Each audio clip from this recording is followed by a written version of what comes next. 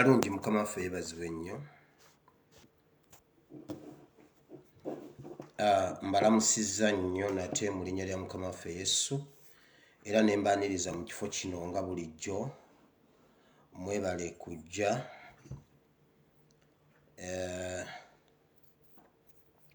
ngezezaako okukwata obudde newankubadde mbadde ndi busy. Ebintu bya media bino sinza bitegeere nnyo okuva ebuwama. Bw'olaba nga waggulu omutwe bagutemyeko gwe kasita eddoboozi lisigala nga lijja.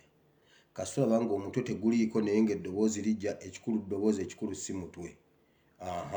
Kuba waliwo olumu lwojja okulaba ng'omutwe bagutemyeko amaaso tegaliimu naye eddoboozi bwe lisigala lijja, ekikulu ky'eddoboozi eryo lye tusinga okwagalawo. Ebisigadde bikyanzanya 2 ku 1, admin yabireeta ate n'anteekako ekikufulu olw'ensonga ezitali zimu, ate nga nnyina okugondera administration nsobole ate munnange obutakyankalanya bintu. So poa.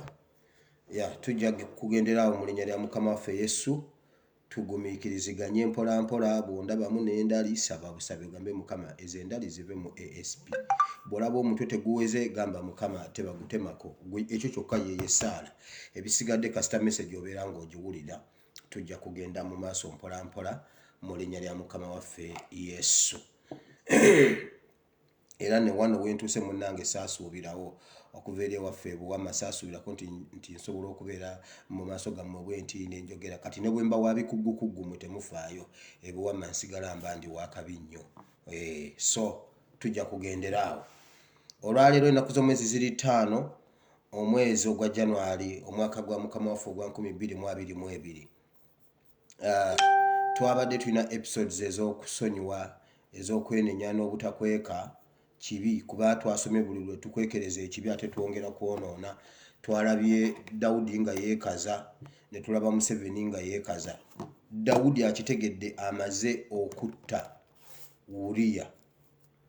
Dawudi akitegedde amaze okwagala Uriya, muka Uriya, asse Uriya, wabula agamba bw'ati, senga tukwata ku muntu ngassa omuntu tewali muwa bbeero. Dawudi yabikola.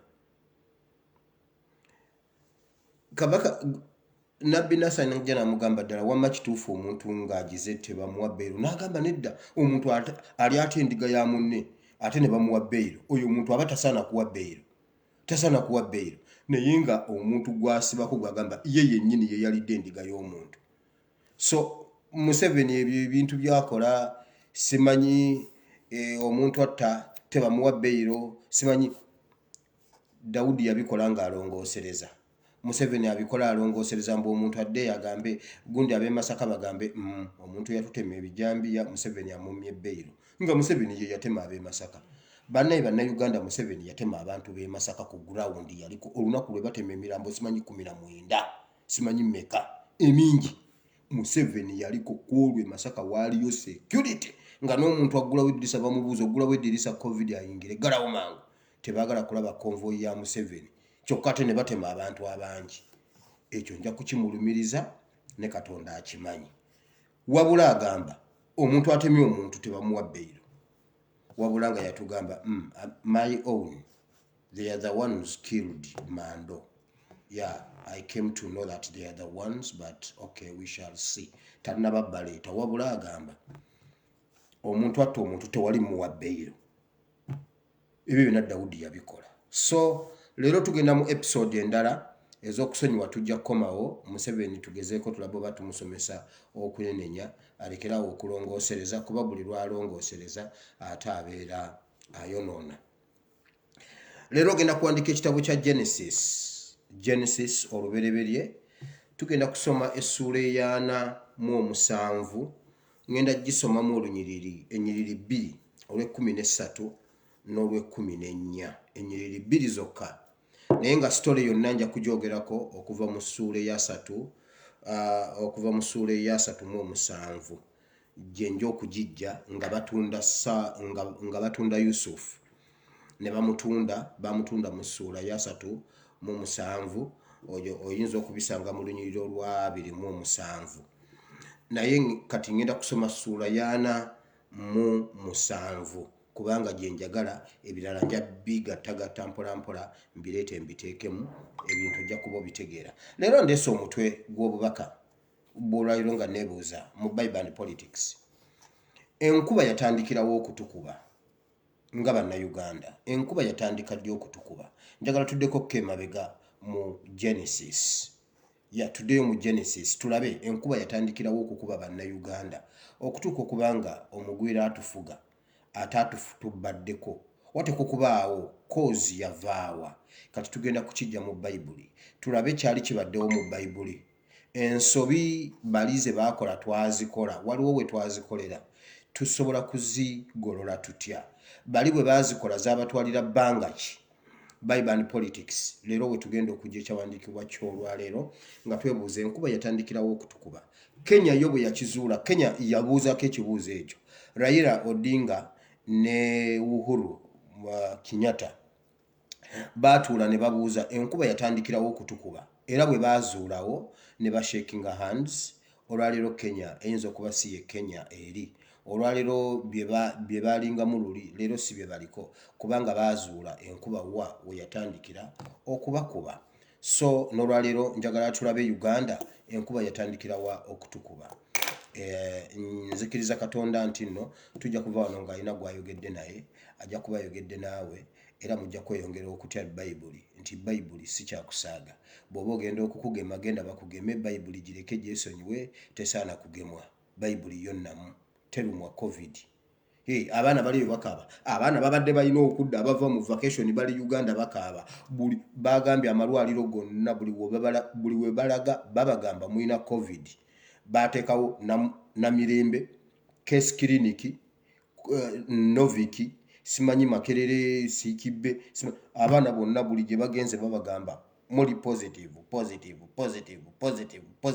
Ennyonyi zonna bazisazizaamu abaana bakaaba. 20 omwana akoze bati babagambe mulina COVID.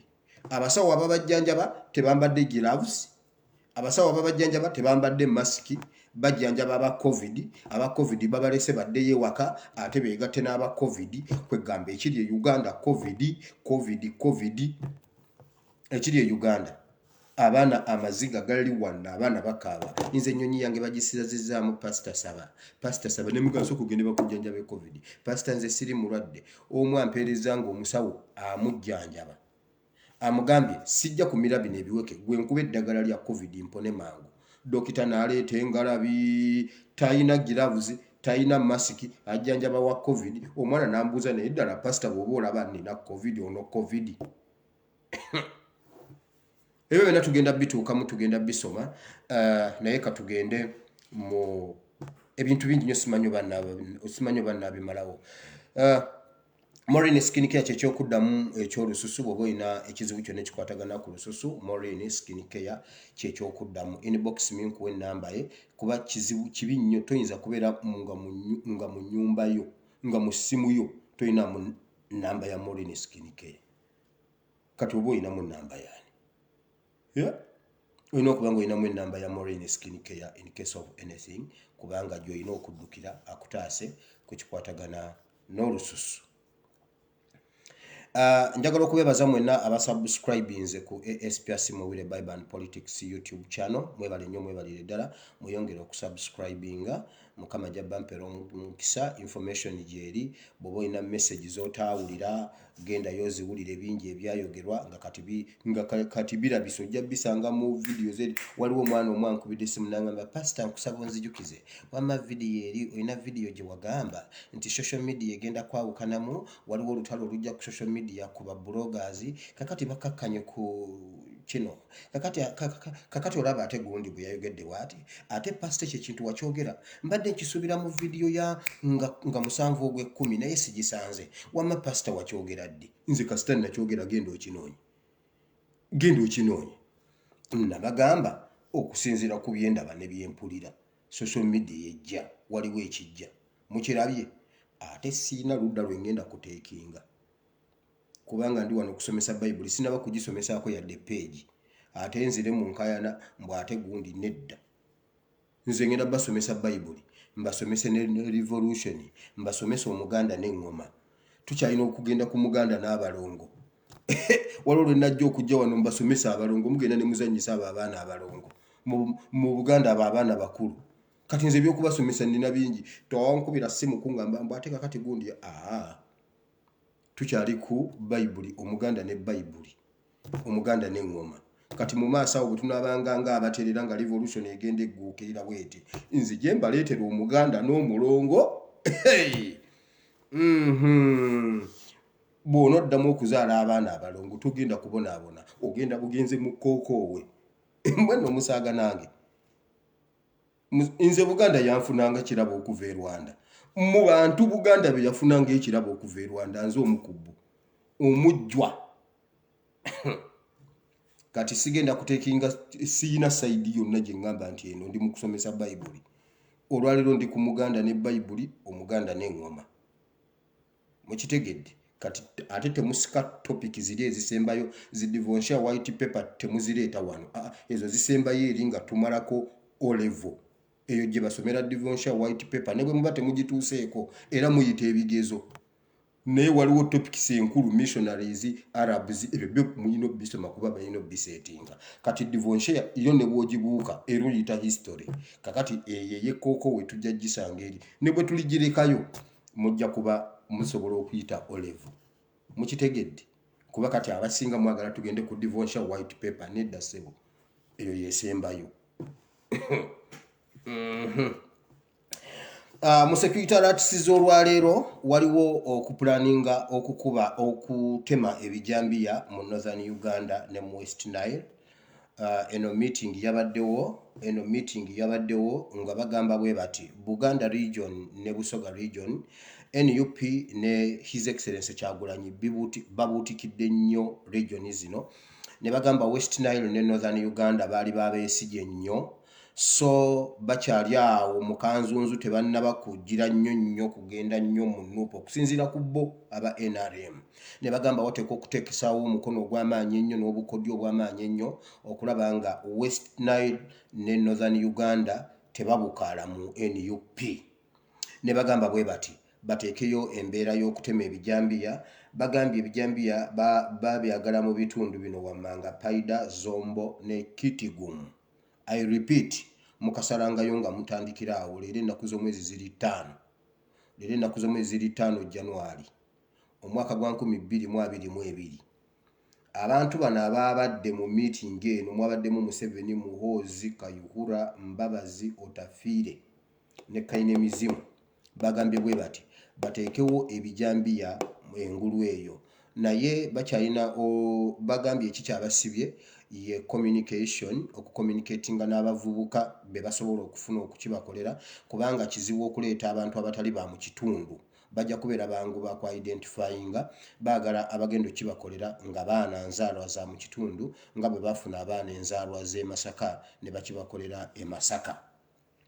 So ne bagamba bwe bati, ne bagamba ogwo mulimu bagenda bagukwasiza Michael Mukula okufuna abantu mu bitundu ebyo abanasobola okukola omulimu ogwo babawe ssente okusobola okutema ebijambiya mu West Nile ne mu Northern Uganda. Okusinga basonze mu Paida, Zombo ne Kitgum. So ne bagamba Michael Mukula yakikwasaganyiza naye nga byonna bagenda kubisiiga NUP. Era ne bagamba bagenda kukozesa ejjambiya ezitali za bulijjo n'embazzi ezitali za bulijjo. Kakati oluvannyuma baleete ezo ezizifaanana okuva ebweru, konteyina emu bajja gikwatira ku minzaani ye musita oba wa, I don't know.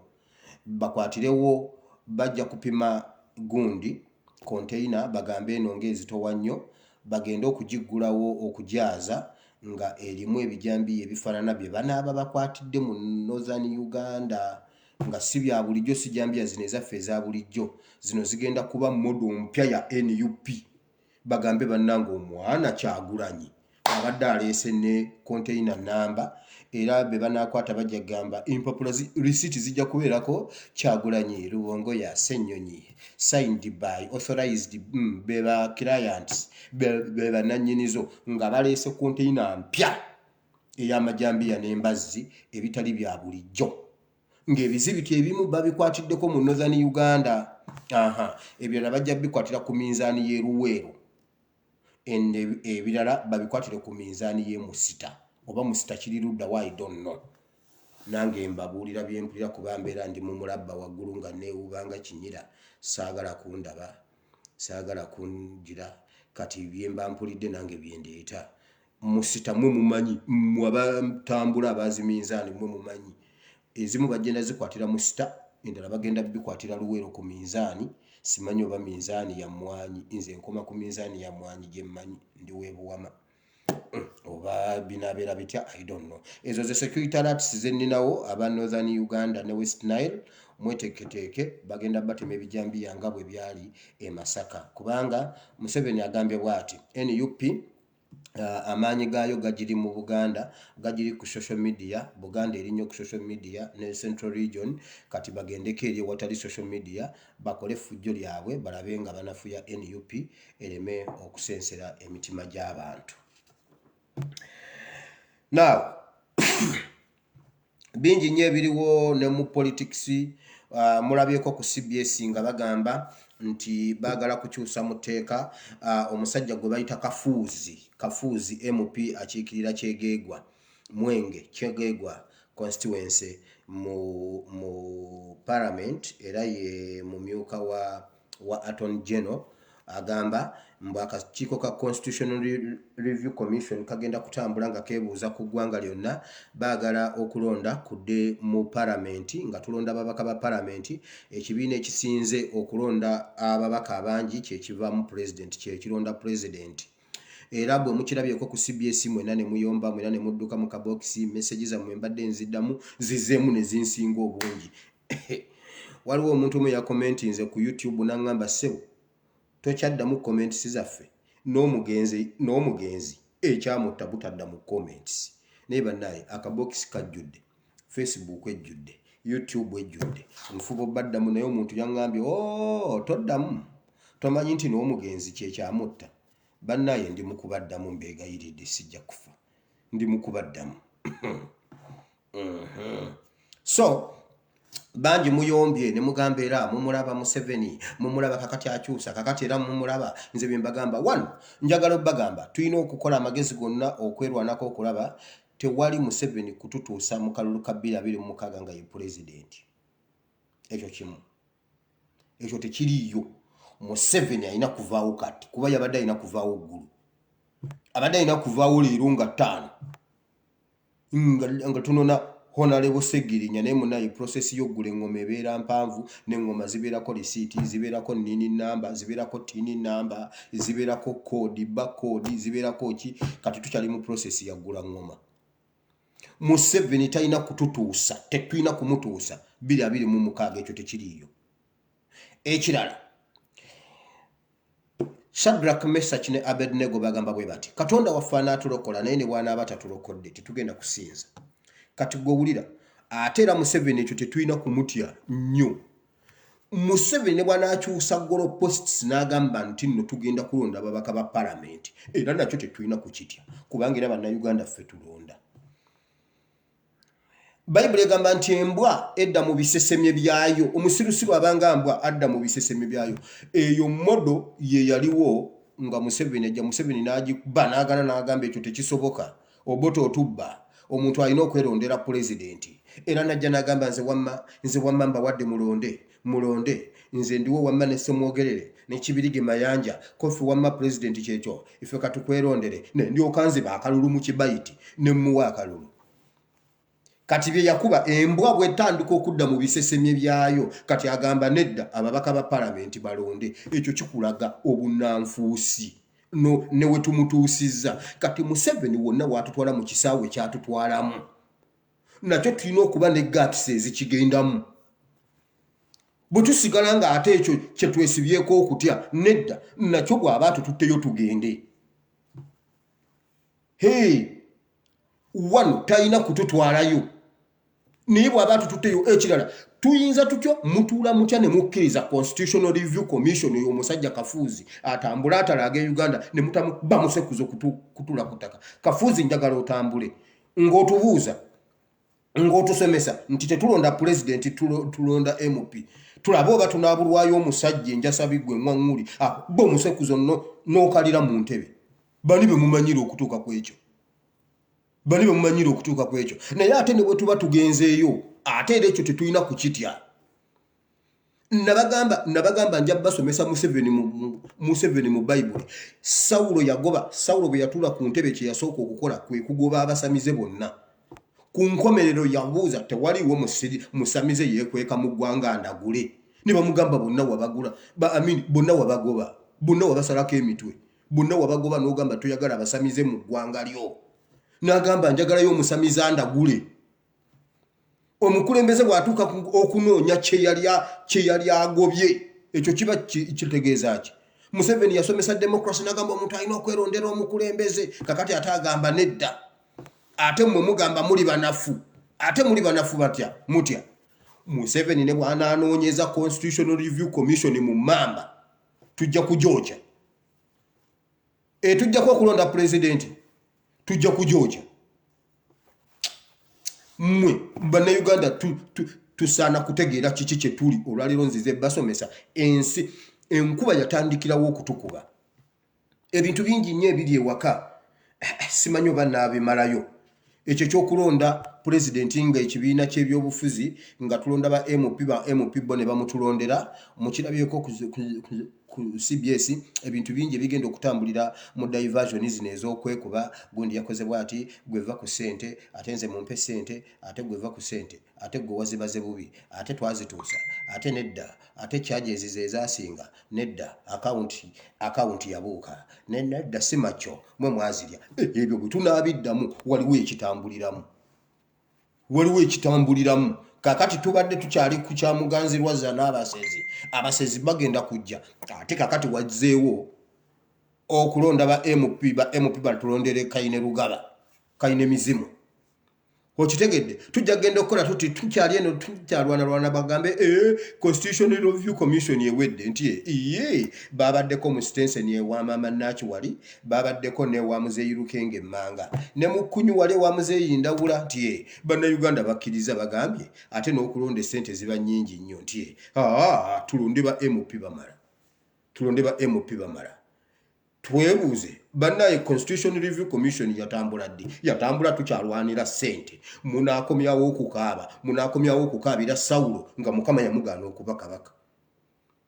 Ebya 2021 byawedde tuli mu 2022 tunoonye balance gwe babba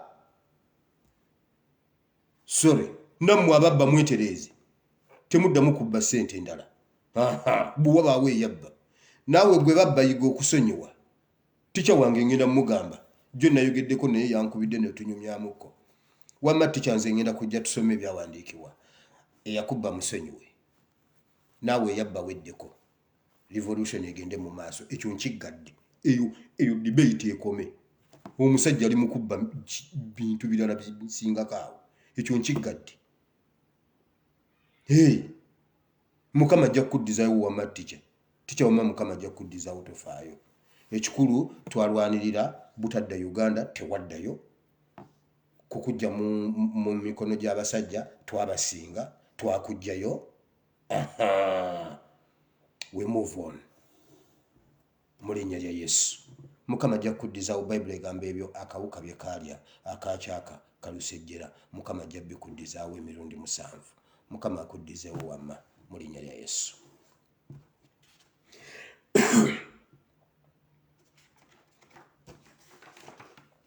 Now, ebimu ku biriwo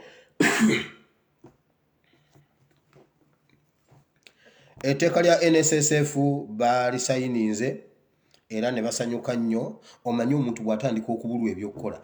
Museveni bukyangajja yakasayininga amateeka ameka lwaki erya NSSF ddyo lisusseewo nnyo ate ekyali neewunyisizaako ligamba bwe liti bamaze oddiyisa nendowooza nti enkya bagenda zifuna ate bagambe bwe bati Ministry of Gender Ministry of Gender ne Ministry of Finance kakati beekuŋŋaanye bateekewo ebigenda okugobererwa omuntu bw'aba ayagala akasente ke kubanga tebinnaba kuggwa nti kati ate bateekewo emisoso egundi eginagobererwa kati ebyo nabyo era babikubemu ttooki emyaka 3 ng'era tukyali ku ebyo era nga tukyali ku ebyo kuba kati yasayiniza atya etteeka eritaliiko bigobererwa kati teeka kirigamba ki batugamba bugambye etteeka ate mbuka kati baddemu batunuulire biki ebigenda okugobererwa naye wulira omuntu abikolako omutegedde ye bamuyita Flavia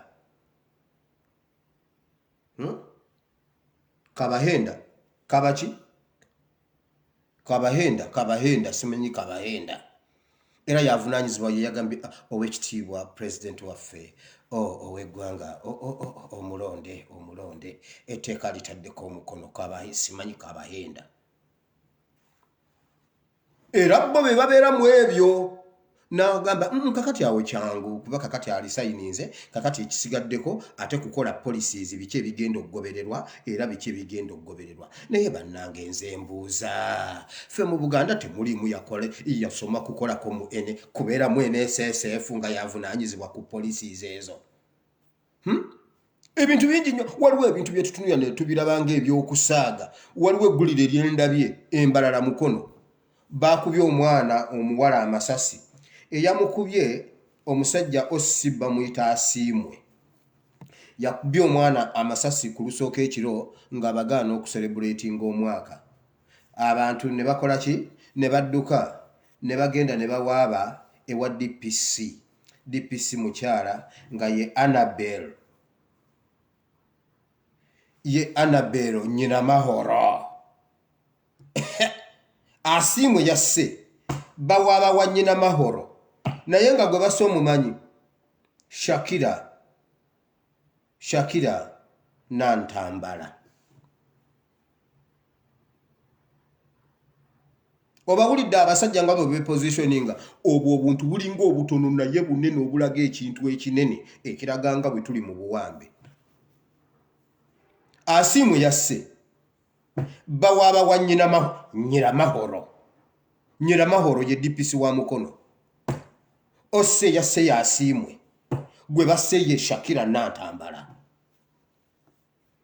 ne tugenda njagala mbibazingire nze nzijemu buli bwe batajja kuba discussingira Katonda kuzuukusa obwongo otegeere wa bwe tuli ne tugenda kubasomesa abasomesa bagambye bwe bati era okumanya abasomesa bagudde nnyo eddalu nga bwe tugenda okudda mu ssomero basooke baweeweeyo emitwalo 10 beekubeko enfuufu batereeza ebintu byabwe n'okuzza abaana ku ssomero minisitule bwe yamaze okukikola neefunayo ekibiina ekirala bakiyita give directire kyekigenda obbagabira ssente minisitule yeevunaanyizibwa ku basomesa eremeddwa okuwa abasomesa ssente efunyeyo patani omulala nereeta ekitongole ekirala ne kijja kibeere kimmiddleman wakati awo okuyunga minisitule n'omusomesa bakiyita give directire kigenda kuwa omusomesa emitwalo 10 kakati ekyangu kyeki omusomesa okuwa omwana we ssente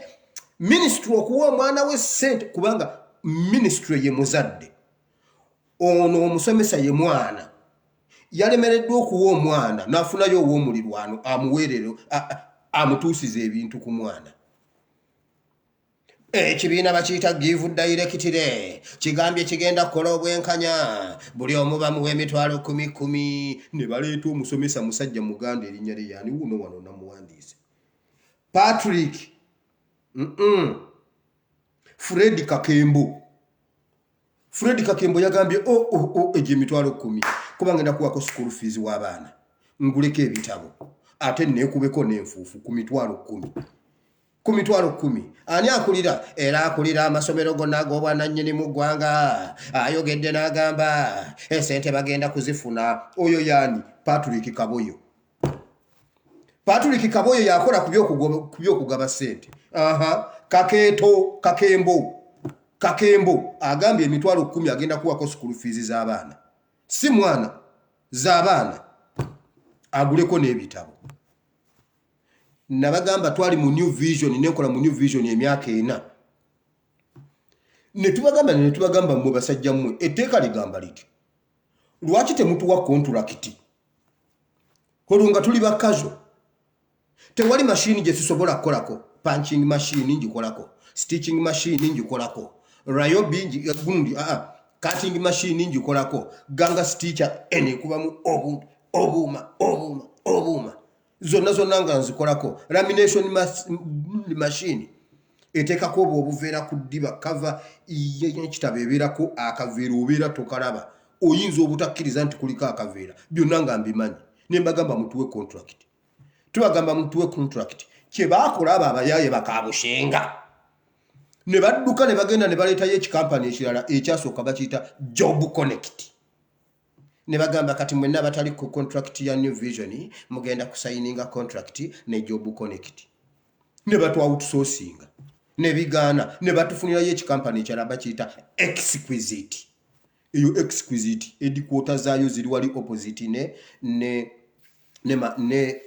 Kumawanda Road opposite ne Kira Road Police ne nagamba Mawanda Road odikira awo we wali nga headquarters za Exquisite emuddi wazo nga bamuyita Kibula.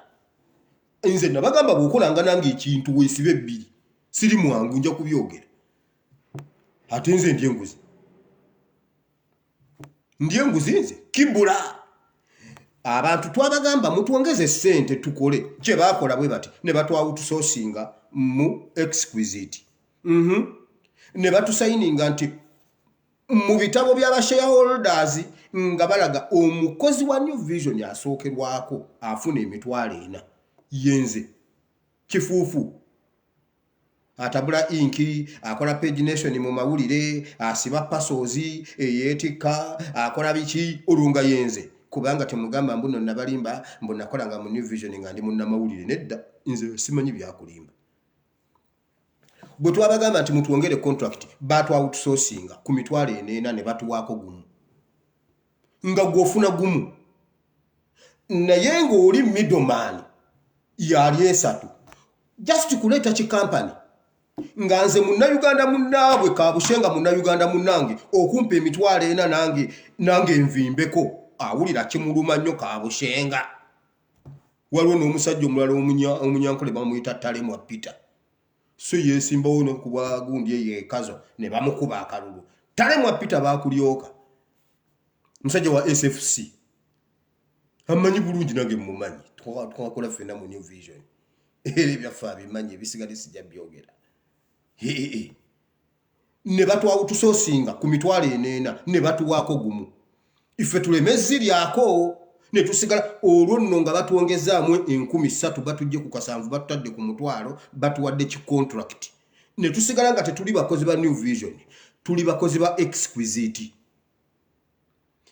Kati Ministry of Education eremereetwa etya okusasula abasomesa nefuna give directly company number egenda kugaba mitwalo 10 ekyo manyi kiki kitegeeza naye abaana bamwe bagenda kusoma. Omusomesa omusajja answazizza nnyo bamuyita Kakembo yeyogedde ku mawulire n'omutwe munene bwe guti gavumenti otuyambye kuba kati abaana ngenda bagulira ebitabo naye emitwalo 10 girimu ebitabo bimeka mbune school fees abaana ababo basomera mu ssomero kyeryo lyogenda okusasulako school fees ku mitwalo 10 ng'oguzeeko n'ebitabo ate nga weekubyeko n'enfuufu. Egyo emitwalo 10 gundi tagira na breakfast olunaku. Aba basajja naye bannange naye bannayuganda enkuba yatandikirawo tukuba ngenda balagawo enkuba yatandikira okutukuba nkugambye kaboyo Kaketo yakaaba Kakembo yakaaba Kaboyo yagaba esente Asimwe yatta Nyiramahoro yagonjola ensonga n'abagundi gwe basse enkuba yatandikirawo tukuba ngenda balagawo mu Bayibuli.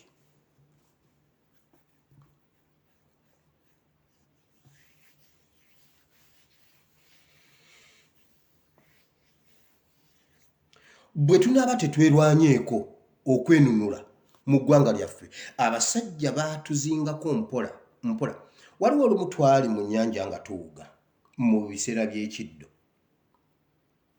ekiddo nga kijja kigoba ku nnyanja mpola nga tukirengera kati nga yakijja kyegatta bwekiti nga kyekomeka nga ffe tweyongerayo nga kikola bwekiti nga kyekomeka tugenda tuwuga muganda wange tugenda okuddamu obwandastanding ng'ekiddo kigenda kututta ng'ekiddo kigenda kututta kigenda kigattawo mpola mwe ne mweyongerayo eri ne kigattawo mpola ne mweyongerayo eri nga tetukyasobola kiwalampa ng'amazzi gatusinze obukulu amazzi mawanvu ekyo tekyayomba naffe mpola kigattako mpola Museveni ebyo byatukola tugenda okukola bwe tuti ng'abaana mu mazzi tebakyatuuka ng'omuntu takyatuuka wansi ekyayamba nti mwalimu abawanvuwanvu bangi notandika okweweeka nga tulwana n'ekiddo kyekomese tetulina we tuyita endulu walalala ab'obwato batandise okusomba abaana twali tufiiridde mu mazzi mpola nga tewali nduulu waliwo ebintu ebigenda bikolebwa mpola obwo obuntu obulabanga obutono asiimwe yatta Nyiramahoro ye DPC ani gwe basse ani agaba ssente ani akaba ssente ani ayaniriza 10 abasajja emitwalo 10 ddala gisobola okuyamba abaana nalaba awo omusajja Masaka yagamba gavumenti ate ekyamasomero kiwedde nti buli ssomero eriwadde emitwalo 45 naye ng'omusajja akyogera ewuwe ku lunaku teyalidde emitwalo 45 emitwalo 45 tejyamumaze kulya waka ku famire ye awaka nga famire mitwalo 45 tejyamaze waka naye agamba essomero ddamba gavumenti ekiggadde eriwadde emitwalo 45 juuzi Mukamuzata yagambye bw'ati Sheikh Nuhu awo mule mirembe yagambye bw'ati abaana abaffe basoma era waliwo omusajja si gwasoose okumpa ssente waliwo n'aweerera omwana mu international school mukimanyi abaana ba international school basoma mukimanyi muka Sheikh Muzata yakyogedde yagambye mu international schools abaana basoma kino bali mu kutta generation basibyewo covid bulwadde ng'obulwadde obulala mbuuza senga amasomero bagaggala mu 8 nga siriimu azze mwandisomye siriimu taliiwo tetuliiwo temuliimu balamu naye enkuba yatandikirawo tuku ngenda balagawo ebyo ebya NSSF zammwe mudde mu bize NSSF zammwe bagenda waayo bebawadde babatimbe bakole batya bagambye kampani bwe beeyina abantu 5 eyina okutandika okuwaayo abaana simanyi mbuno okuterekayo ku lw'okubanga Museveni asayininze bagenda bawa ssente inzo omuntu nankozesa n'amala ateeka ssente zange mu NSSF eyo wakazawusi njokya mbabuuliridde wano nga bwe ngenda okwokya ekigo ky'emitala Maria mbabuulidde bwe mutajjayo oyo omusajja wa SFC ate kanisa ya Uganda nkomawo oyo omusajja yagenze saidi z'Emitiyana awo kisimanyi Kiyinda Mitiyana n'agenda Wabigalowa Nzija ayina we yeeyamye okuzimba ekkanisa ziringa 3 mu Mitiyana awo oyo omusajja oyo personal gundi wa Flavia byekwaso Nzija ayina we yabadde ku Sande Nzija gundi yenna bamu ekereziye mukuŋŋaanyiza naye mumpa sinaba mu compilinga Nzija Flavia byekwaso va mu kanisa ne mu kereziya concentrating ku ADF Nzija byonna mbirina ngenze mu kigambo kya Katonda kubanga obudde buwanvu bwenjagala okunnyonnyolera kino ekintu mmwe kambabulire wano njagala w'Abaganda ne Bannayuganda ekyo nkyogedde nga nkitegeeza kyenjogedde Bannayuganda n'Abaganda kino nkijje kubanga abantu abasinga abali mu gavumenti abatufuga si Bannayuganda si Baganda ensonga lwaki Omuganda musoosowaza omuganda ffenna twatula ne tukkiriza juzi nabakubidde wano eddoboozi ng'omukyala akaaba ngamba asiimwe weebale kuyogera Ssaabasajja Kabaka atutaase ffe abatoolo twaggwawo dda abaana beitu ab'obulenzi ne baba mumujjukidde kati iyo Buganda twagikkiriza nti gwe mutwe gwa Uganda n'olwaliro bakyalwana nakyo omuzungu yalwana nakyo n'akikongokako n'akikwasa Obote n'akikongokako n'akikwasa Amini n'akikongokako n'aleeta Omunyarwanda kimulemeredde Omunyarwanda akikubyeko ekifuba buli wakola bw'ati Tundura agirabanga tingatinga kukuba kifuba ku kigambo kukujjako omutwe gwa Uganda gwe bayita Buganda kati Tundura agiyita tingatinga naye mwenze leka mbabuulire Uganda tuyina okusooka okutuula okukkiriza bwe mubanga mu famire musookanga ne mutula ne mukkiriza ne mugamba nti famire yaffe kituufu gundi ye mutwe gwayo oba olunyiriri lwa gundi gwe mutwe gwayo ayinza okuba nga yabasinga ssente oba magezi nga mwavu naye nga ku solution ye yaziyina bwe muli mu gy'ogamba olw'okuba talina ssente era mujja kutomera mulina kusooka kukkiriza nti ye gundi oyo ye tusooke tumubuuze tukole tutya ekyo bwe munaakifuna bwe munaakikkiriza mu famire zammwe mujja kufuna emirembe buli lwe mutakkirize nti gundi tansinga gundi ansinga gundi muzisinga mujja bbeeraawo mujja kwe paka era ebizibu famire zammwe bye zigenda oyitamu oba bye ziyiseemu bivudde lwa butakkiriza ekyo Katonda kyaba yasimba amawanga ga Uganda ffenna tusooke tutule tukkirize nti Uganda okufuna emirembe Buganda erina okubaamu emirembe olutalo ku Buganda lutalo ku Uganda emirembe mu Buganda mirembe mu Uganda ekyo bwe tukikkiriza tugende ku kirala Katonda abeera nga yakola ekintu nga solution weeri waba yagiwanga aba yagiwangawo gwe bw'okikwata n'okiteeka ewalala solution eyita eyo mwe ne musigaza ebizibu enkuba yatandikirawo okutukuba waliwo ka history ke batta oluvannyuma lwa independence bakubuulira Obote Ssekabaka Muteesa tebamwogerako Uganda yafuna emirembe kufa abasoma history mu P7 mwe mwasoma ku masomero nga ga SST ffe twasoma history mu P7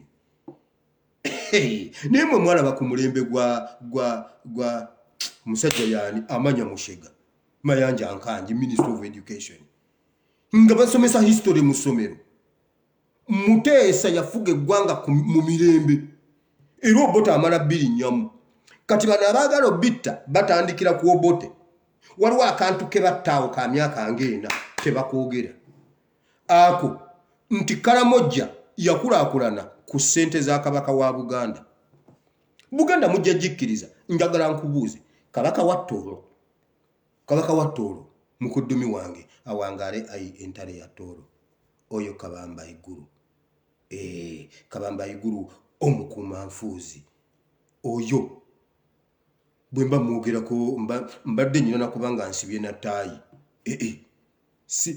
mmenye neteeka okumwogerako nga ndi mu t-shirt nyina kubanga ndi mu taayi nga nzigunze ayina olubiri mu Buganda ayina olubiri e Munyonyo owe Kasese ayina olubiri e Buganda owe Kooki ayina olubiri e Buganda ani omulala mubampe owa Busoga ayina ettaka e Buganda mubampe gwe mbuulira olubiri lw'owa Buganda ettoolo luli luddawo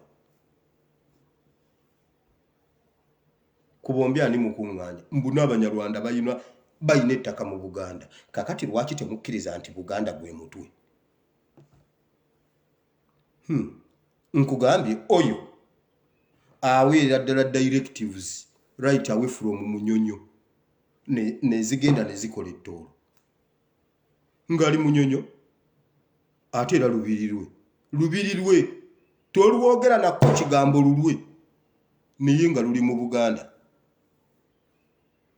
njagala mbazeeyo emabega twagala kulaba enkuba yatandikirawo tukuba emirembe gyali mu Uganda Karamojja yakoma okufuna ku mirembe nga Muteesa ye kabaka ye president wa Uganda. Simanyi n'akulakulanya wa, simanyi abaawa n'abawa omusaala gwe, abaawa n'abawa ekyemisana ye n'asiiba enjala. Abantu ne balya. Kasita byayingiramu Obote.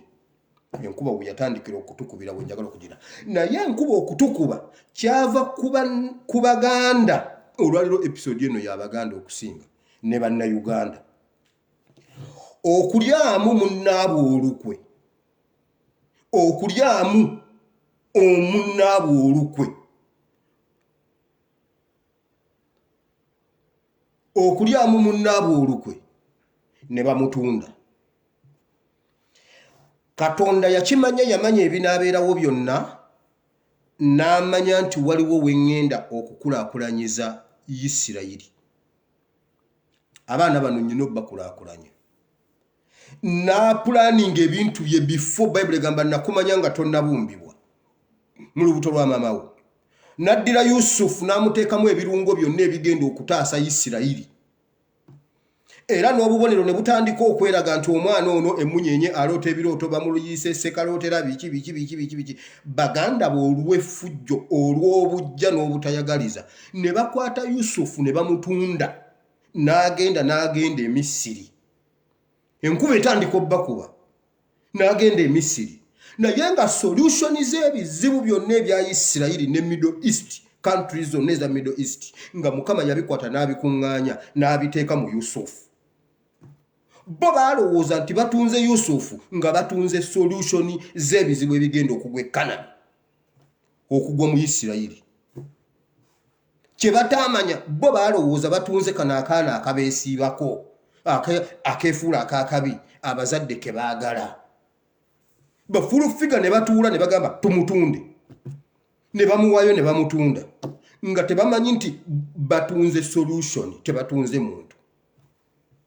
Olunyiriri lw'embala etedde sigenda kusomayo lyali terirese busa kuba Katonda kye yayogera kiba kirina okutuukirira.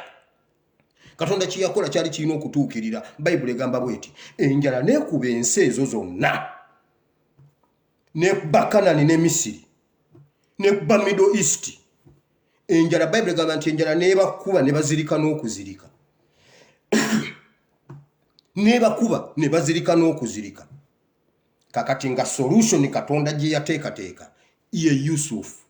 Yusufu ali luddawa gye yali weewaali solution.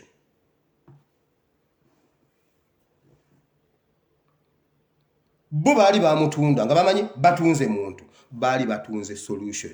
Enjala eyo bakukuba ensi ezo nga Yusufu ali Kanani. Misiri ye yali egenda okujja okukola obuddu mu Kanani. Naye olw'obusirusiru bw'Abaganda ba Yusufu, be baasenguka ne bava e Kanani ne bagenda babeera e Misiri. Kubanga bo bennyini be baatunda solution e Misiri. Mumanyi lwaki Abaganda mugenda ne mufukamira mu maaso g'Omunyarwanda ne mumusaba neza school fees w'abaana bammwe? Mwakwata solution ne muzikwata ne muzitunda e Misiri. Kati mu Misiri abafuga. Uganda Bible and Politics. Eno topic newe nagisomeseza omwaka mulamba kuba nene nnyo sisobola gimalayo. Okusinzira bwenju nabagambye ensome ekyawandiikibwa ne mpulya nga waliwo ebirowoozo ebitali byange. Nga bino si bya mutabani wa Katongole. Ngowa P7 tasobola birowooza. Tufukamira mu maaso g'Omunyarwanda. Munnange taata Kazimba Mugalu yagamba bw'ati. Anti banne njagala Kazimba Mugalu. Oyo Kazimba Mugalu nnyina omusumba yagamba kakati ate bonna bagaggawale ffe kyaki tetuufuneko. Ife abantu ffe tumanya abantu engeri gye bakolamu. Nze wano nsobola okukola bonna bagaggawale mu kyaki. Ekyaki netandika n'okuwa ebimu eby'ekkumi. Lwaki temukwata kuzaaba bonna bagaggawale? Kazimba Munnayuganda afukamidde wansi ali mu kusaba Omunyarwanda amuwe bonna bagaggawale. Ogwo omukisa gwali gulina kubeera gwa Munnayuganda nga yafuga Uganda, nga yalabirira Uganda. Olw'okuba twakwata Yusufu ne tumutunda, kakati tufukamira tusaba nkugambye Misiri yali egenda kujja ekola obuddu e Kanani. Naye olw'ensobi z'abantu abatono, Isirayiri yonna yagenda n'ekola obuddu e Misiri.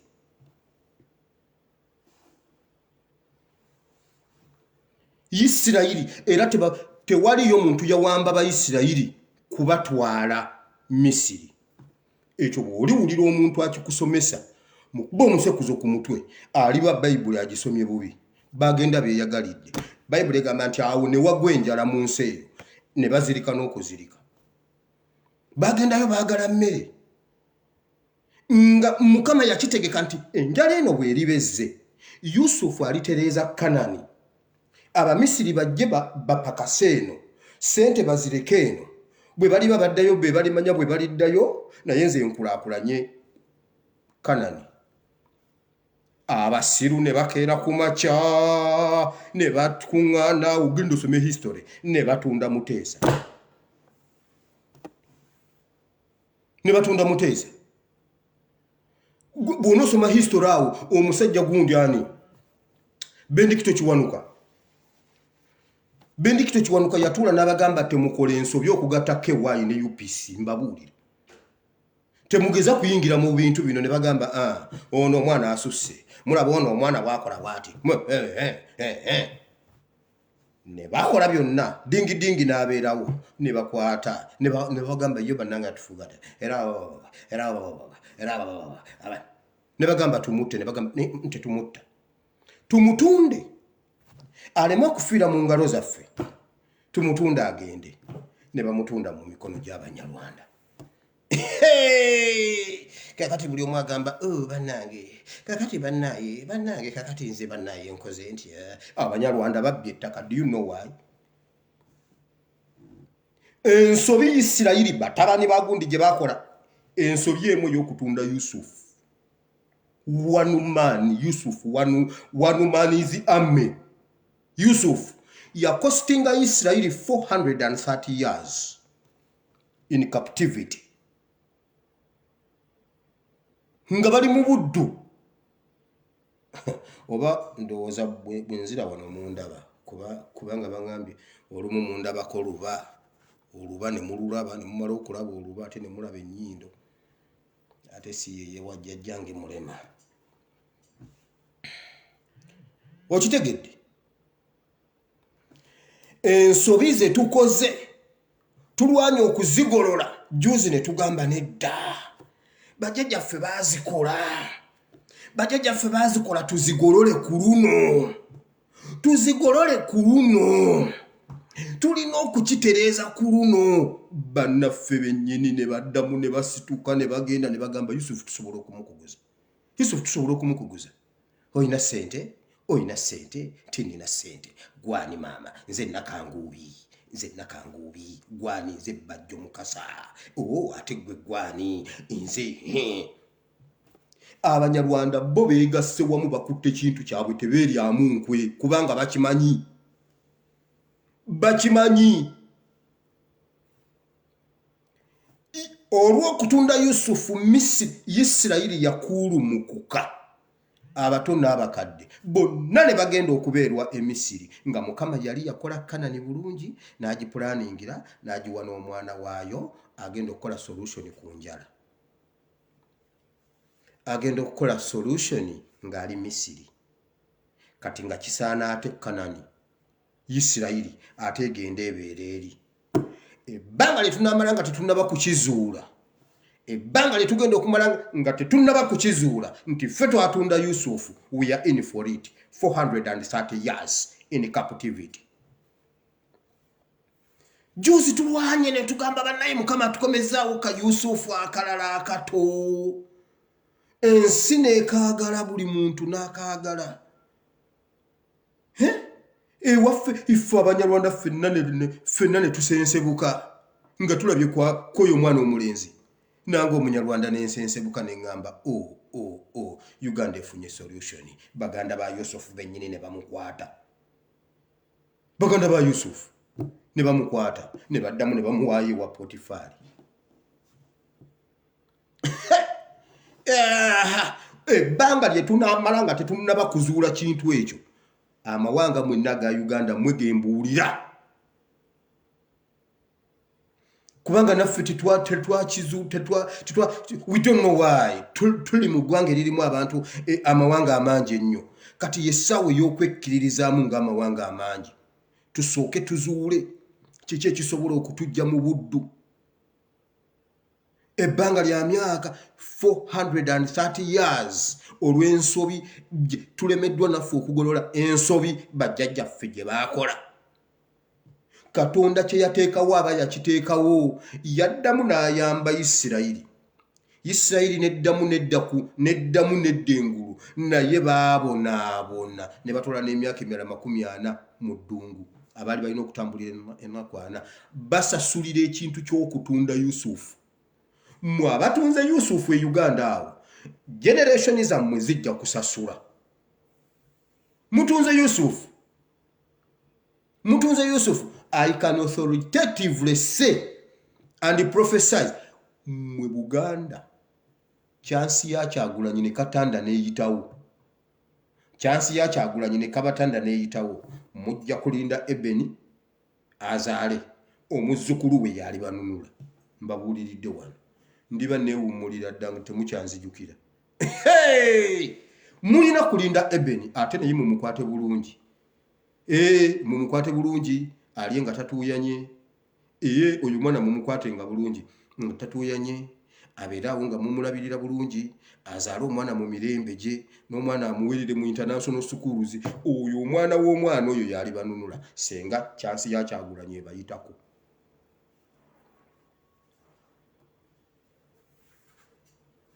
Naye Mukama yeebazibwe, baganda ba Yusufu,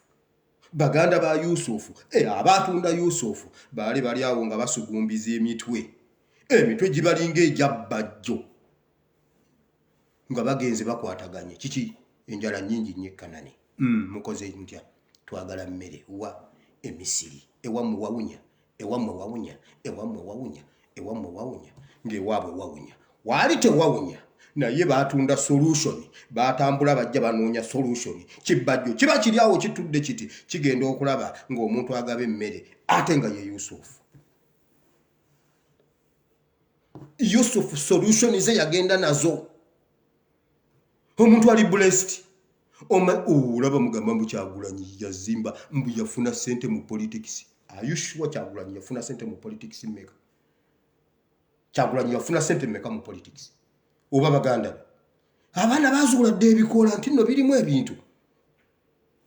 Ne bakulaakulanya ebikola ne babiteeka ku mutendera omulala. Ebikola ne babikolamu emifaliso nga beebaka mu bikola. Nga ffenna tuli awo tutunudde tugamba maama nze ng'ani akwata ku bikola. Abaana ne babyebakamu.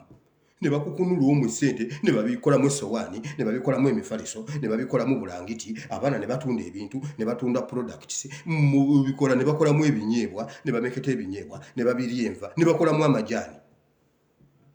Museveni yakakizuula juuzi n'agamba maama okuva n'olwaliro si buli muntu nti onookwata ku ekikola gavumenti ekyeddiza, yeemanyi ababirima, yeemanyi bwebitunda, bo ne babivaamu nga bamala ddu bizuula. Wabula abaana mubeesibyeko mbu bazimbye, mukakasa abo abaana kuliko ajje ssente mu politics. Mumanyi loosi Kyagulanyi ng'oggyeko okununula eggwanga eryawamu. Personally ye ng'omuntu mumanyi ebintu byafiiriddwa olw'okujoyininga politics. Oyo mwana senga ali awo. Oyo mwana yali atugambye kati abuulako kyakuwandiikako ate ennaku zino ng'asula ku mazzi abuulako kyakuwandiikako kyokka kye yali aliko. Era ekikyamulemesezza okuba nga kati tasobola kuwandiika ku mazzi lwakuba yayingira politics. Yagenda oyingira politics ng'asula ku mazzi. Nagamba kati abuulako kyakuwandiikako laba ate bwayingira politics. Senga eyo Lake Victoria yagiwandiikako dde ebigambo. Ye ng'omuntu akoze loosi mu politics. Ffe ng'eggwanga tumufunyeemu tannaba kwakiivinga kintu kyonna. Oyo mulenzi yatambulanga n'amenyeka n'ogamba maama ate eggumba terifuluma. Nze namulabako ku New Vision. Ng'alina engeri gy'atambula bw'ati n'ogamba maama ku luno tadda, ogenda okulaba ng'omwana akomyewo. Byonna takyasobola bibeera. Hold on.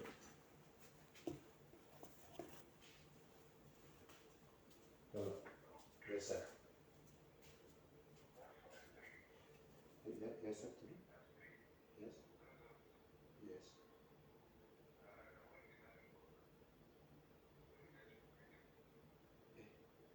Okay, sir.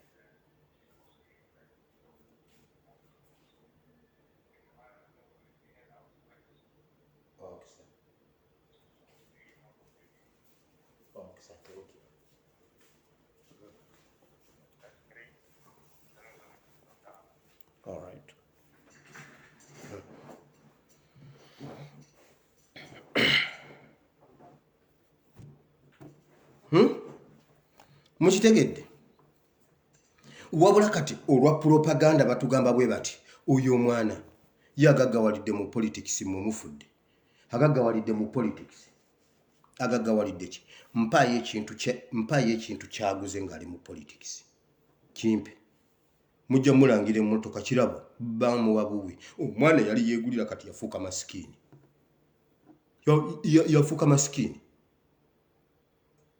yali yeegulira buli kye yali ayagala yafuuka masikini kati kumulowoleza bulowoleza bambi tebamukuba ekikompola ku mutwe bambi tumuweeyo bambi tumuweeyo yali abyegulira mmwe bannayuganda kambabuulire kino ekintu bwe tunaaba tetwegize nnyo kutereeza nsobi z'abaganda ba Yusufu ze bakoze 430 years okuva mu captivity kigenda kututaagisa okuzaala Musa tugateko n'omuntu ekaate mu kitoogo kyembagambye nze mbabuulidde ne layini gyagenda okuvaamu kyabeetaagisa kuzaala Musa ate ne bamukweka kubanga era waliwo ayagala omutta Bayibuli egamba ne bamukweka mu kitoogo 90 days 3 months ng'asula mu kitoogo omwana omuto bamuyonsa ne bamuzza mu kitoogo kwono korona azunga kwono malaria azunga muzzukulu wa Ebeni asule mu kitoogo olwo lonna tunoonya kugolola ensobi gye mwakola ku Kyagulanyi ku Yusufu ensobi ze tugolola zaakolebwa wali mu independence akatogo akaali awo naye nolwayo tubadde tulwanye tuzigolodde n'akalulu tukawangudde buli muntu akirabyeko biganda bya Yusufu ne bidduka ne bigenda byo ne biryamu naye Bayibuli egamba nti enjala bwe yagwa bonna baazirika bisajjamu mujja kuzirika era obeera oli awo maama ne banjokera edduuka mmwe ne musirika maama ife olw'okuba abaganda febe mumanyira nzija ntya ku office n'otanyaniriza nze presidential advisor byakwata Yusufu ne bimutunda naye tugenda kukostinga kyenkanyi kubanga era ate nno wange asoma naye ate era abamu tebasoma fulufiga alina omwana asoma mu international school alina omwana asoma nze nyina omwana asoma omugamba jump mwana muto jump naye ekyo kyo maama wakikoze njagala kubuuza ebyo bye mulowooza mbu nno omugwira abawadde mwatunda birooto bya Uganda ne mu bitunda Katonda yakwatibwa bukwatibwa kisaluvanyuma n'agamba kambajjeyo mbakomyewo naye Misiri ye yali erina okukola obuddu Kanani naye Kanani Isirayiri ye yakola obuddu Misiri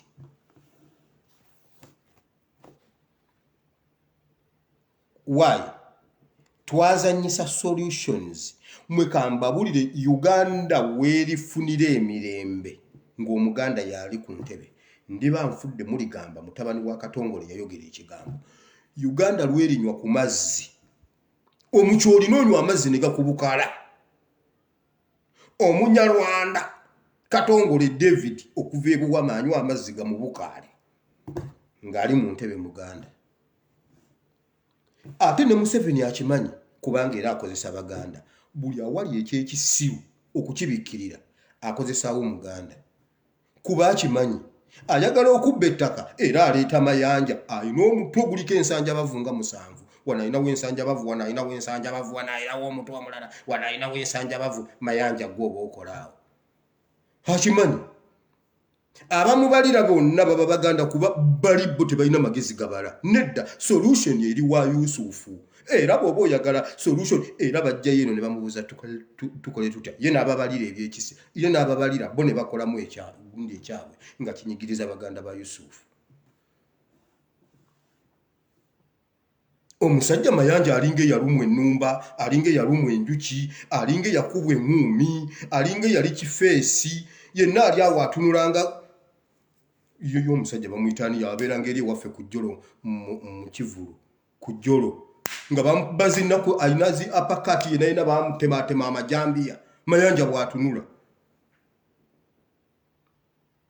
era ogenda okulaba ani mutabani wa Tamale Mirundi nze public relations officer naye nga yewaanira mu kutunda muganda we amutunda wa Misiri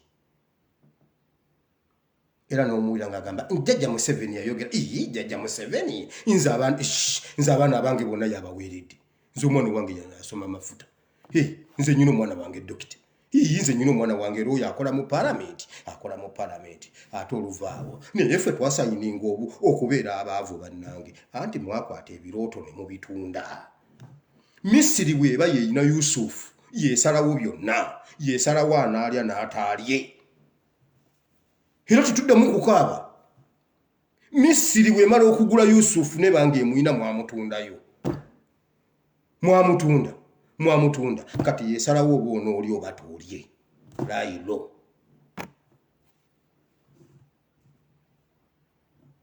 Katonda okuddamu okulivansinga anunula Isirayiri Bayibuli egamba bweti yamala kujjukira ndagaano ya Ibulayimu ne Isaaka ne Yakobo naye obulenzi obwakola ekintu bwali bwe buti 2 3 4 5 ne bugamba tumutunde naye enjala bwe yakuba yabukubiramu Bayibuli egamba n'okuzirika ne buzirika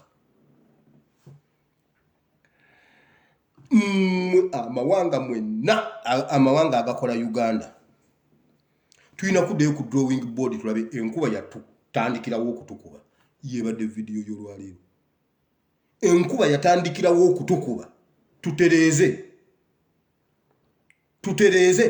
tugolole ensobi baganda baffe kye bakola Yusufu tukitereeze nkugambye waliwo ebiseera abo abasajja bajja bazunga ne bava eyo ne bajja eno okunona emmere ng'entalo bwe zigwa mu kitundu ekyo ddukira Buganda kyalinga kyeyo Buganda ye yali Dubai Buganda ye yali Middle East nga abakiga bava ekabale ne bakuba ekyeyo mu Buganda abanyoro ne bava ebunyoro ne bakuba ekyeyo mu Buganda ne baddayo nga balina sente ng'onoozimba ku nnyumba bagamba oyo akola Buganda eyo ennyumba nagizimba mu sente ze nakola e Buganda nga bosoga ezo sente nazijja mu Middle East eyo ye yali Buganda nga Buganda nsi namba kukuba kyeyo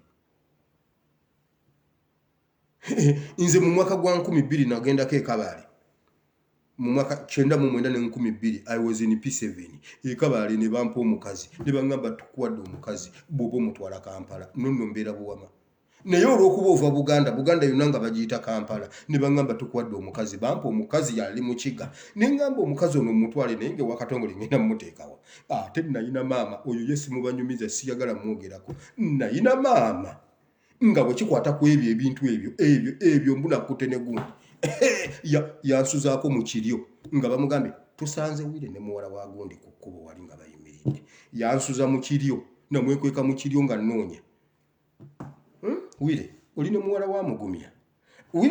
wa Mugumya kati ssebo nadduka emisinde n'engwa kava mu kiryo n'alyoka mpitako nannoonya Wire tojja kudda wano nasula mu kiryo kaakati nze gye nga nkwataganye n'omukiga kubanga bampadde omukiga okuva ekabale namulekayo nga sina we ngenda muteeka ndi mu P7 abakiga bampadde omukazi sina we muteeka omukazi mpulira mwagala omukazi sina we P7 naye mu musaaga nze nga mbonye nkugambye P7 tulonye n'emyaka 4 naye mwenno omusaaga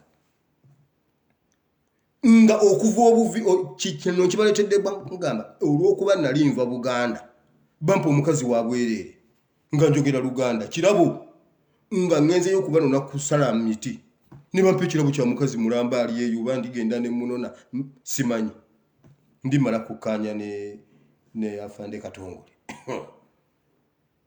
eyo ye yali Buganda nga Buganda nsi namba nnene yeetongodde laba biganda bya Yusufu bwe bikwata Yusufu ne bimutunda kati biri Misiri solution Farao yagiyina lwaki Farao yagiyina anti yakulira gundi Yusufu anti yamugula muddu kati Mukama bawo omukisa awo tunatandikira enkya obudde bugenzi. Bwe tuteekwa okumanya enkuba yatandikirawo okutukuba guno omwaka. Tuve mu bintu bino tuve mu bizinenkayana zino zitalina makulu. Simanyi ono agamba ate kakati Federal akutte Federal yooli gwe mwaguza Yusufu. Tusoke tutagulule Yusufu tumugyeyo. Tusoke tugyeyo obuyinza. Federal nkola gye musalawo tufugibwe tutya ekyo kikola mugenda okugamba nti tuli eki nga bye mugenda okulondako weebiri nga byonna biri awo ne mulondako tuli eki wabula tugamba tuli ekino tetulina kye tulondako wabula tuli mu kulondako mu bigambo. Kakati maama sebo gwasomesa Federal tukkiriza twagala Federal gituwe leero tuwe Federal ebyo byonna kuyisa budde tukkiriza Federal gituwe ekiro ky'olwaleero jangu gituwe ku NN gituwe. Omusajja abikutte mugenda okubuuza omwana ababagagaga abo banaye gwe wamma ogenda kulya ki mami mami chocolate and ice cream ngoyo bamugjamu kubanga obusobozi bwebuli. Kakati yafaani Katongole ng'omunyumiza chocolate and ice cream amanyi era kugambirawo kwata muwogo n'ekikopo ky'amazzi bw'oba tobirya genda weebake kuba byebiriwo olondawo oti ebitaliwo. Olondawo oti ebitaliwo kati tulondawo Federal kale tugironzeewo gwe musajja gwatusomesa Federal tugironzeewo gituwe. Abasajja bakwata Yusufu ne bamutunda. Okulwanira Yusufu tuba tulwanira solution Katonda yaziteeka mu Yusufu. Yusufu Misiri yamugula Omunyarwanda yatwala solution zaffe. Banne mutemuwulira nga kintu Obwakabaka bwa Buganda olujja bannange ebyapa byaffe n'obabuuza ebyammwani abiyina Munyarwanda neera ne gatusinga baziyina bannange ebyaffe ani abiyina Munyarwanda byatuuka biti e Rwanda. Bw'osaba omuntu ekikyo n'agaana okola otya? Nedda ow'ekitiibwa Katikkiro wamma Katikkiro mukwano wamma Katikkiro bw'osaba omuntu ekikyo n'akigaanira okola otya? Ng'Omunyarwanda yakitwala okola otya? Bannange ebyaffe ebyammwe biki ebyo lwaki tetubimugjaako bw'aba abiremedde nga ddala byaffe? Omuntu alemera ate ebibyo? Yalina Yusufu ensobi gye twakola ate ensobi ziri mu baganda ba Yusufu be baatunda Yusufu n'okuzigolola zirina kutandikira mu ffe. Ensobi z'okugolola Yusufu zitandikira mu ez'okumutunda zitandikira mu bo ne mu kuzigolola zirina kutandikira wano if not tukyakuba nnyo ekyeyo Misiri. 430 years Mukama bawo omukisa once again kuba nakamaliriza guno mulundi gwa kusatu. Katonda wa Ibrahimu ne Isaka ne Yakobo nkwebaziza olunaku lwaleero. Mukama Uganda awo waagwawo ekintu baganda ba Yusufu baamutundewo Omunyarwanda. Mukama Omunyarwanda asalirawo Uganda. Okumanya Mukama ono Omunyarwanda ajoga yakwata ebyaffe ebya Buganda yabikwata abalangira n'abambejja n'abazaalamu abaana alina abaana mubambejja ba Buganda ebyaffe kati mu byaffe ate naye alinamu ebibye. Ne bannange Mukama kiri Uganda naye Mukama watuula n'osaasira Isirayiri olunaku lumu n'ogifunira solution n'ogamba kale bajja kuyita mu ddungu myaka 45 naye kamba yambe mbazzeeyo ku ttaka lya Ibrahimu ne Isaka ne Yakobo. Mukama tununule kubanga baganda ba Yusufu bennyini olw'obusiru olw'omululu olw'obutayagaliza enge fitina obukyafu mu mitima batunda muganda waabwe nga bamanyi batunze muganda waabwe kyabonyaabonya Buganda namba olw'okutunda Yusufu ne kiyitawo ne kitwalira mu Bunyoro ne kitwalira mu Fort Portal Kasese ne kibuutikira Uganda yonna n'abakyoli ne bakiregako. Omusajja yabasalako emimwa waayi batunda muganda waabwe eri e Buganda ne bamuguza Farao. Omusajja n'abasalako emimwa ayaya kata atali mu baganda ba Yusufu abalaawa mulambo basomba giyawukanirawo ku nkulungo ye Lusega ogwa Franka ne gukkirira ogw'Emityana road ne gugenda guno gugenda Hoima road go tegukayana gusooka ne gusalira eno gundi Northern bypass ne gukwata wali ogwo nagwo ne gugenda gyonna gyawukanira kiki batunda Yusufu. Mukama tusaasire otuwe solution. Jukira endagano giwalagana ne Ibrahimu ne Isaaka ne Yakobo mu linnya lya Yesu. Mukama oli tusitula n'otuzzaayo ku ttaka lya Ibrahimu ne Isaaka ne Yakobo Bayibuli weegamba. Mukama wayogera n'ogamba tetulimalibwawo. Mukama tetujja kumalibwawo nedda. Naye ebyo ebirenzi n'ebiwala ebyatunda Yusufu Bayibuli egamba byafukamira ne bikaba bambi tusonyiwe twatunda muganda waffe kirabika kyekikolimo maama kyekitubonyabonya bannange tuzze tunoonya mmere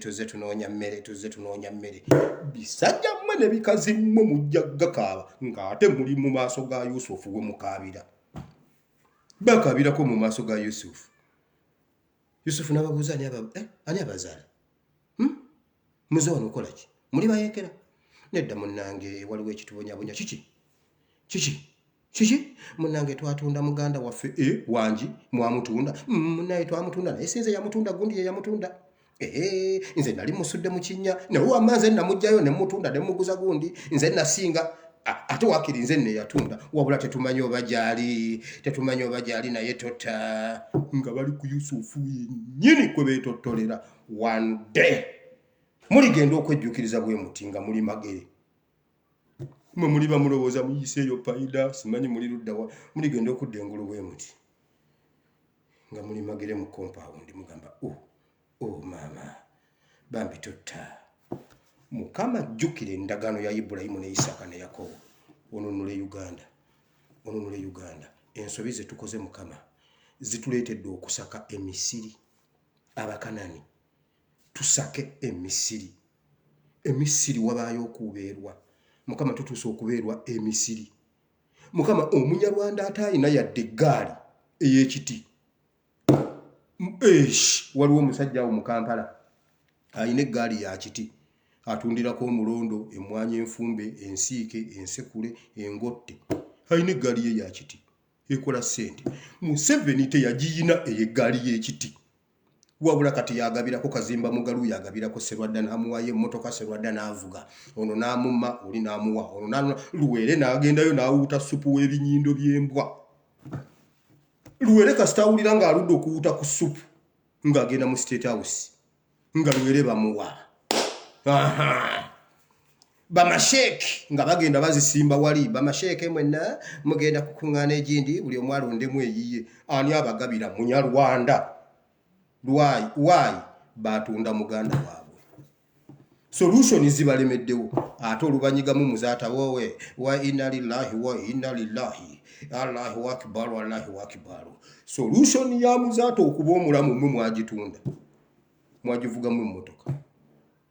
Solution ya Kaliisa Anasa okuba omulamu mmwe mwagivugamu emmotoka. Gwe musiraamu gwe avuga emmotoka ya Museveni ovuga muzaata ovuga musaayi gwa muzaata ovuga musaayi gwa Anasi Kaliisa ovuga musaayi gwa Sentamu ovuga musaayi gwa Bahiiga musaayi gwa Sheikh Kirya Dr. Muwaya. Vuga taata vuga vulumula teekamu famire yo vulumula ovuga musaayi gwa baganda abo Allah ojja kugusanga waliwa Allah nga gukuteeze. Ogenda okufubutuka mu mmotoka bw'oti mu maaso ga Allah ng'olaba ofubutuka mu muzaata obadde otudde mu muzaata wakati nga muzaata ali wali akaaba agambe maama gwe wampaayo omugambe nedda salaamu aleikum Haji bagambe genda mu Geyeena genda mu Jahannam. Mu abasajja ba Katonda abeeyita abasajja ba Katonda so called pastors muli ku musaayi gwa bannayuganda muvulumula. Serwadde oyina emmotoka ya Museveni wagikyusa ennamba. Serwadde oyina emmotoka ya Museveni wagikyusa ennamba. Kazimba Mugalu ovuga musaayi gwa bannayuganda. Mwakwata Yusufu ne mumutunda mwebale. mwebale mugende mu maaso n'okusomesa Bayibuli. Mukama abawe omukisa. Mukama nsabidde abalwadde bonna basumulule basisinkane mu linnya lya Yesu.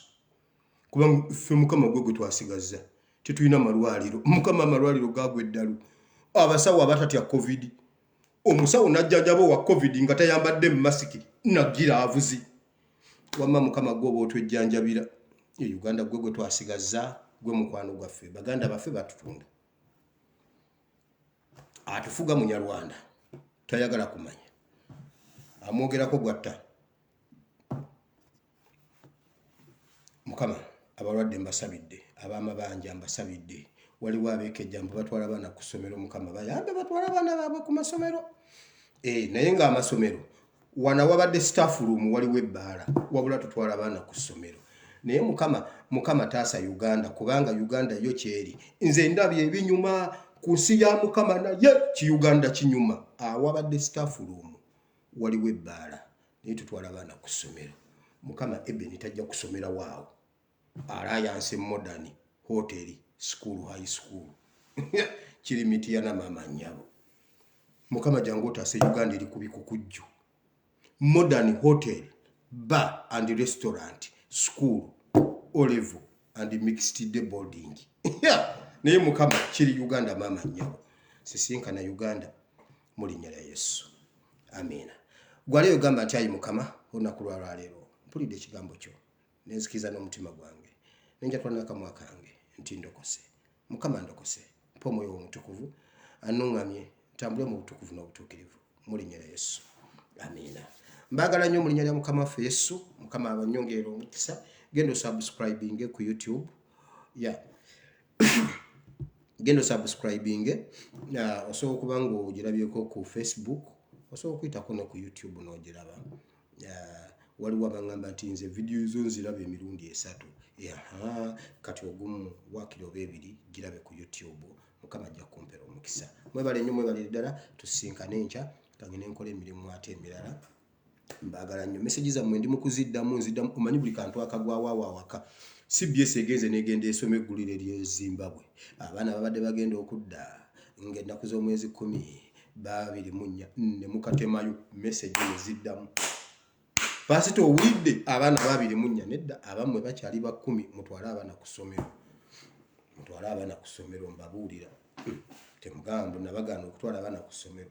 Abo babadde bizambi simanyi Zimbabwe. Wamma mbagala nnyo mu linnya lya Mukama waffe Yesu. Sigadde nze ASP Mowire, son of David Katongole all away from Buwama. I love you all. Take care. Bye.